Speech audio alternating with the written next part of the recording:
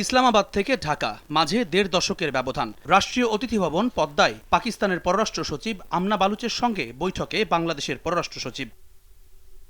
দুদেশের স্থবির সম্পর্ককে এগিয়ে নিতে আলোচনা হয়েছে বিস্তর, গুরুত্ব পেয়েছে দ্বিপাক্ষিক বাণিজ্য বৃদ্ধি। এছাড়াও আলোচনার টেবিলে ছিল যোগাযোগ, পরিবহন, শিক্ষা ও কৃষিসহ অন্যান্য ইস্যু। তবে নড়বড়ে সম্পর্ককে মজবুত ভিত্তির ওপর দাঁড় করাতে চাইলে আগে নিষ্পত্তি করতে হবে অমীমাংসিত অতীত। ইসলামাবাদকে স্পষ্ট বার্তা ঢাকার। সম্পর্ক এখন যে জায়গায় দাঁড়িয়েছে, সাম্প্রতিককালে উচ্চ পর্যায়ে যোগাযোগ এবং বিভিন্ন ক্ষেত্রে আমাদের যে সহযোগিতার কারণে সেটিকে একটা শক্ত ভিত্তির উপর দাঁড় করাতে গেলে আমাদেরকে এই অমীমাংসিত বিষয়গুলো মীমাংসা আসল প্রয়োজন।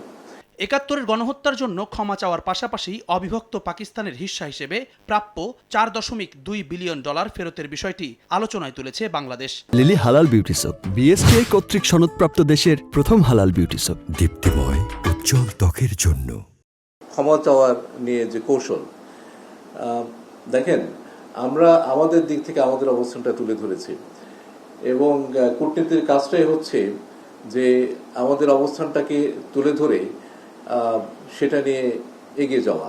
এখানে বিষয়টা এরকম না যে আমি তোলার পরে তারা সেটাকে আলোচনার মধ্যে রাখতে চান নাই।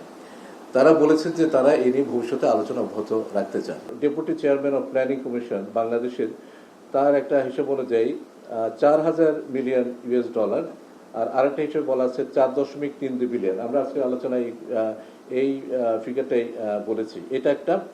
আরেকটা হচ্ছে যে 1970 সালে নভেম্বরে যে ভয়াবহ ঘূর্ণিঝড় হয়, সেখানে বিভিন্ন বিদেশি রাষ্ট্র এবং এজেন্সি $200 মিলিয়ন সমপরিমাণ অর্থ দান করেছিল।